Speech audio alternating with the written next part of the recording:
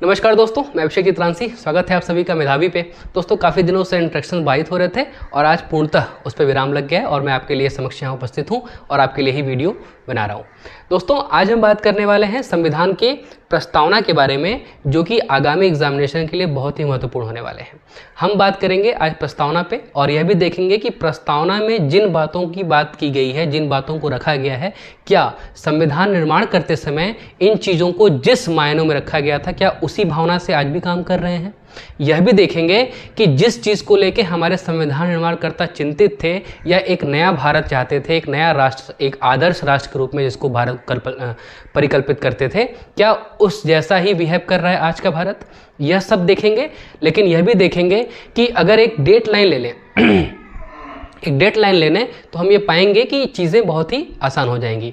देखिए, प्रस्तावना प्रस्तुत किया गया श्री जवाहरलाल नेहरू के द्वारा, जो कि 13 दिसंबर 1946 को, हम बात कर रहे हैं प्रस्तावना के बारे में और यहाँ पे हम एक डेट लाइन ले लेते हैं, वह है 13 दिसंबर 1946 और दूसरा है 22 जनवरी 1947। 13 दिसंबर 1946 को नेहरू जी के द्वारा संविधान सभा में एक प्रस्तावना प्रस्तुत की गई, जिसे कहा गया उद्देशिका। इसका नाम दिया गया था उद्देशिका। अगले ही साल 22 जनवरी 1947 को संविधान सभा के द्वारा इसे स्वीकार कर लिया गया और आपको आइडिया है कि 26 नवंबर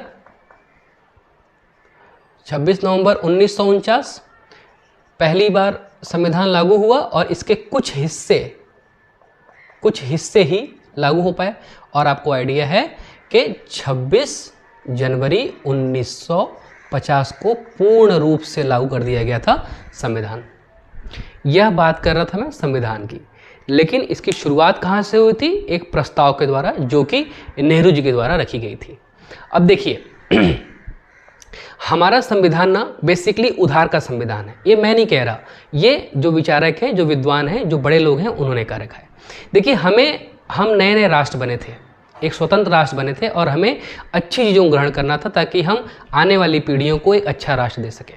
तो ऐसे में जो संविधान निर्माण करता थे, उन्होंने ढेर सारे संविधान का अध्ययन किया, ढेर सारे देशों के संविधान को पढ़ा और उनमें से जो चीज़ें उन्हें अच्छी लगती थी वो उससे अपने यहाँ कवर कर लेते थे, अपने यहाँ एक्सेप्ट कर लेते थे। तो हमें साउथ अफ्रीका से कुछ अच्छा लगा, हमने वहाँ से ले लिया। हमें ऑस्ट्रेलिया के संविधान में कुछ अच्छा लगा, हमने वहाँ से चीज़ें ले ली। हमें यूएस से कुछ अच्छा लगा, हमने वहाँ से ले लिया। तो ऐसे करके कहीं कहीं ये कहा जाता है कि भारत का संविधान एक उधार का संविधान है।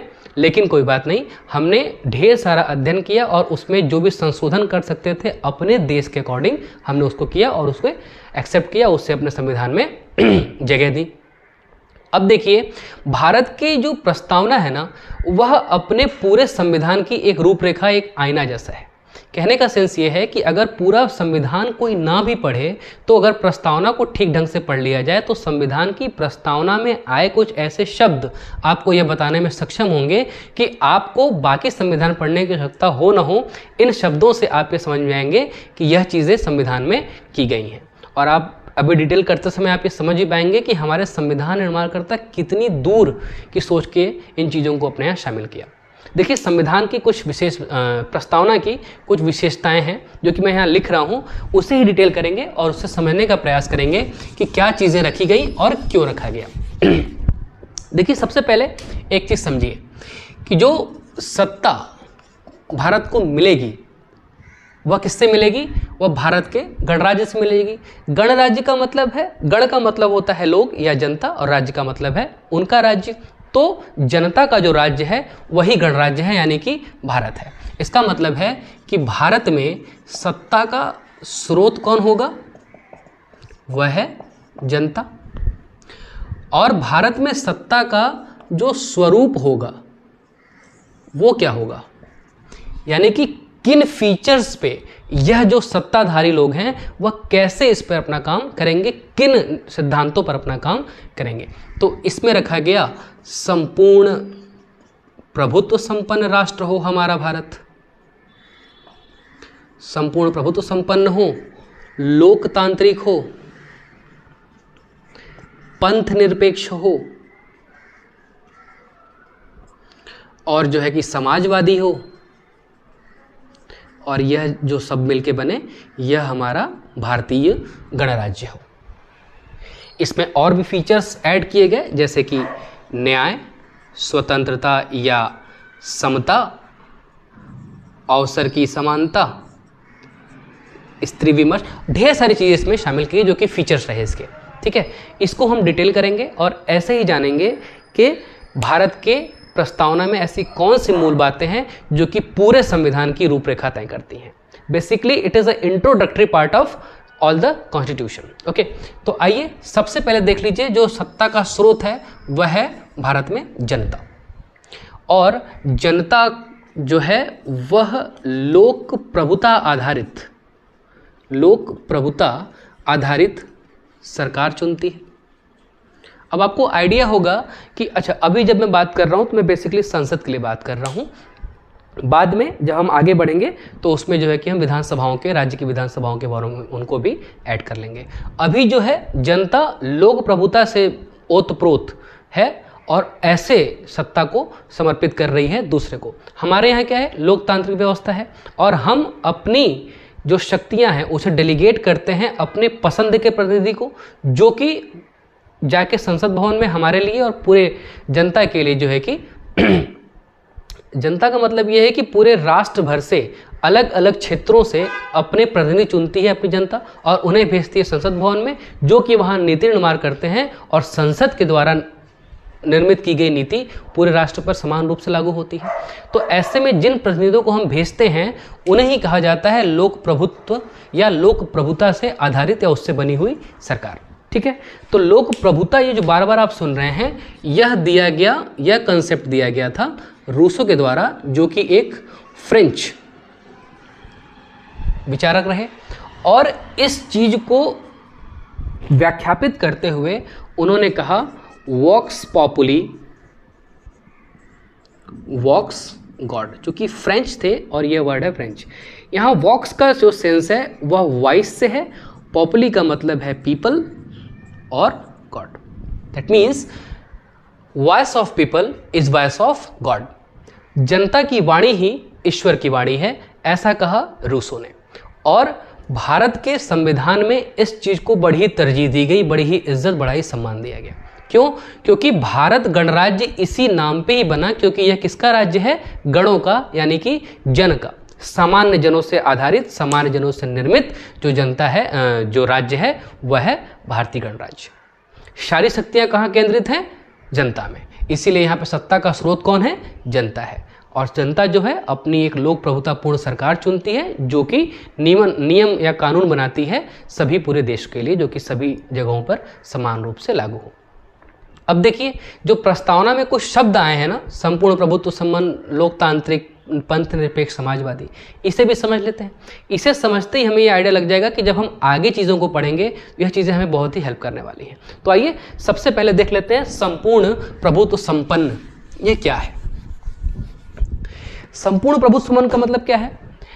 ऐसा राष्ट्र जो अपने आंतरिक और बाहरी मामलों में स्वतंत्र निर्णय लेने का हकदार हो, उसके पास अधिकार हो, ऐसे राष्ट्र क्या होंगे? संपूर्ण प्रभुत्व संपन्न राष्ट्र।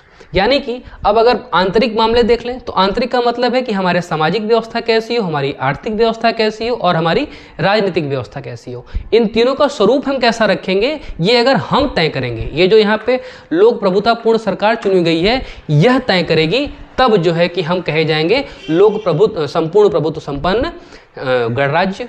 यानी कि अगर हम अपनी सामाजिक व्यवस्था खुद तय करते हैं, आर्थिक व्यवस्था खुद तय करते हैं और हम किस प्रकार की राजनीतिक व्यवस्था रखेंगे, चुनाव प्रणाली हम किस प्रकार की अपनाएंगे, यह अगर हम तय करेंगे तो यह एक फीचर तय करता है कि हम प्रभुत्व संपन्नशाही लोग हैं।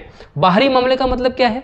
बाहरी में अगर हम विदेश रखें, मित्र रखें, शत्रु रखें, कोई संधि या समझौता रखें, या मित्र या शत्रु राष्ट्र की बात हो, यानी कि हमें अपने स्वतंत्र वैदेशिक रिश्ते रखने की आज़ादी हो।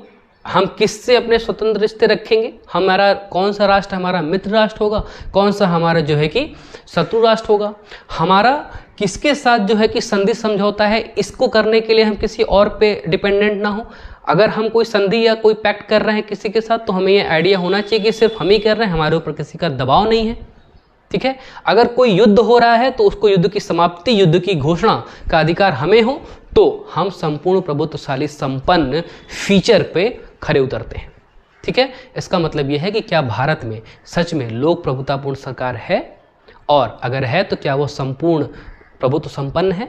तो इसका आंसर यस है, क्योंकि हम आंतरिक और बाहरी मामलों में निर्णय स्वयं कर सकते हैं। ठीक है, एक चीज़ ये है। दूसरी चीज़ समाजवादी, जो इसका दूसरा फीचर रहा। समाजवाद क्या है? देखिए, समाजवाद ये है ना कि समाज में सभी प्रकार के व्यक्तियों के लिए समान रूप से जो व्यवस्था होती है, इसकी जो वकालत करता है वह समाजवादी दृष्टिकोण करता है। यानी कि समाज का गरीब तबका, शोषित वर्ग, वंचित वर्ग या मजदूर वर्ग, या उस समाज में रह रहा क्रीमी लेयर या middle class, upper middle class या लोअर मिडिल क्लास, सभी व्यक्तियों के बीच एक समान व्यवस्था हो, एक अधिकार हो, ऐसे जगहों को, ऐसे चीज़ की जो वकालत जो करता है वह करता है समाजवादी दृष्टिकोण। लेकिन यही समाजवादी दृष्टिकोण आगे चल के दो भागों में स्प्लिट हो गया, बट गया। एक को कहा गया साम्यवाद, जिसे कम्युनिस्ट कहते हैं, साम्यवाद, और दूसरा है लोकतांत्रिक समाजवाद। साम्यवाद हमेशा वर्ग संघर्ष की बात करता है। साम्यवाद हमेशा वर्ग संघर्ष की बात करता है, क्रांति से परिवर्तन की बात करता है, संसद या वैधानिक नियमों को नहीं मानता। ठीक है, दूसरी ओर जो लोकतांत्रिक समाजवाद है, ये चीज़ों को डिनाई करता है और यह कहता है कि संसद के नियम सर्वोच्च हैं। यह बराबरी की बात करता है, वर्ग संघर्ष इसके हित में नहीं है। लेकिन इन सब से विपरीत या इन सब से भिन्न है भारतीय समाजवाद। भारतीय समाजवाद का जो स्वरूप है वो इन दोनों से विशिष्ट है। ना वह साम्यवाद के करीब है, ना वह लोकतांत्रिक समाजवाद करीब है। इसलिए भारत का जो समाजवाद है वह अपने आप में विशिष्ट हो जाता है। क्यों? क्योंकि भारत का जो समाजवाद है, जो भारतीय समाजवाद है, वह यह कहता है कि भारत में तबके जो कि शोषित वर्ग हैं, वंचित हैं, गरीब हैं, मजदूर वर्ग हैं या अन्य कोई भी वर्ग हो, जहाँ पे काम कर रहे हैं, सभी को साथ रहने की व्यवस्था है, लेकिन पूंजीपतियों से कोई भी प्रकार का द्वेष नहीं है। यानी कि भारतीय समाजवाद जो है वह अनिवार्य रूप से पूंजीगत या पूंजीवादी का विरोधी नहीं है। यहाँ पर भारतीय समाजवाद में पूंजीवाद के साथ साथ लोकतांत्रिक समाजवाद का भी सह अस्तित्व संभव है। साथ ही यह भी देखेंगे कि एक केस आया, एक केस जिसकी व्याख्या करते हुए सुप्रीम कोर्ट ने कुछ सेंटेंस दिए। उसमें क्या था? DS Nakara case 1982। DS Nakara case, DS Nakara case 1982। इस केस को व्याख्यापित करते हुए, दरअसल यह केस भारतीय समाजवाद के लिए था। भारतीय समाजवाद का विशेष रूप है, आपको पता है, विशिष्ट रूप है।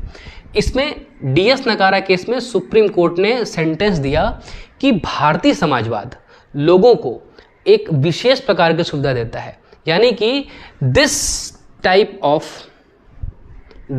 ऑफ सोशलिज्म गिव्स, यानी कि इंडिया की बात हो रही है, gives to security, to provide security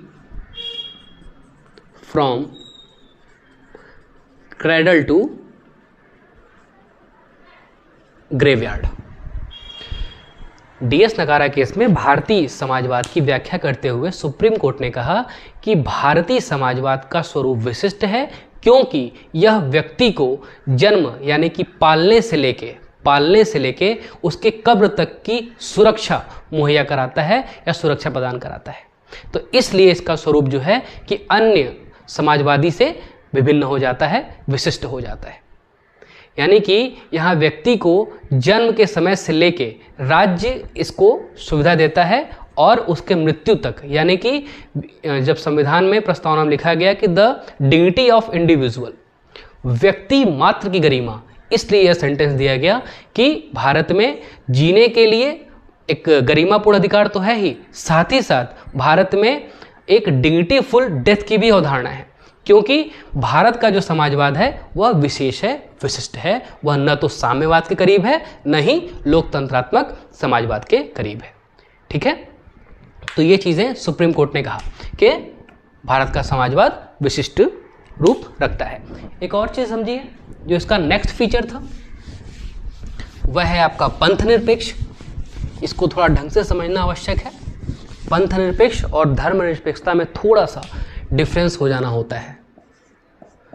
पंथ निरपेक्ष राज्य हो हमारा भारत। देखिए, पंथ से निरपेक्ष होने का क्या मतलब है? पंथ का मतलब यह है कि किसी एक खास रास्ते पे न चल के सभी को जो है कि समान रूप से अवसर देना। पंथ निरपेक्षता यानी पंथ से निरपेक्ष, पंथ से अलग होना। धर्म निरपेक्षता को अभी छोड़ रहे हैं, अभी हम सिर्फ पंथ निरपेक्षता को ले रहे हैं। पंथ निरपेक्ष का मतलब है कि ऐसा राज्य जिसका कोई राजकीय धर्म ना हो, समान रूप से सभी को अपने धर्म को प्रोपोगेट करने, उसका व्यवहार करने, धार्मिक चिन्ह पहनने या अन्य सभी प्रकार के आयोजन करने की स्वतंत्रता हो। उस राज्य में रहने वाले सभी प्रकार के लोगों को, सभी धर्मों के लोगों को एक समान रूप से उसे प्रोपोगेट करने का, उसे मानने का, उसका आचरण करने का अधिकार प्राप्त हो। यहाँ पे किसी को धर्म के नाम पे, धार्मिक आधार पे किसी का शोषण न किया जाता हो, उसे किसी खास काम से वंचित न किया जाता हो। ऐसा राज्य, ऐसे फीचर्स जिन राज्य में हैं उन्हें कहा जाएगा पंथ निरपेक्ष राज्य। पंथ निरपेक्षता को लेके भारतीय और पाश्चात्य अवधारणाओं में फर्क है और इसे समझना भी जरूरी है, क्योंकि हमने अपने संविधान में तरह तरह की चीज़ों को अडॉप्ट किया है। तो जब हम चीज़ों को तुलनात्मक रूप से देखते हैं तब समझ पाते हैं कि चीज़ें कितनी सही दिशा में हैं और कितना उन्हें राइट ट्रैक पे लाने की आवश्यकता है। तो देखिए, एक है आपका भारतीय पंथ निरपेक्षता और दूसरा है आपका पाश्चात्य। देखिए, भारत में क्या है ना, आर्टिकल 27 ये कहता है कि सभी को अपने धर्म का रूप से आचरण करने का अधिकार है। ठीक है, उसे प्रोपोगेट यानी कि उसे विस्तार करने का भी अधिकार है, सभी को है। आर्टिकल 27 ये कह रहा है। लेकिन पाश्चात्य, जब हम पाश्चात्य या यूरोपियन की तरफ जाएंगे तो वहाँ जब धर्म जो है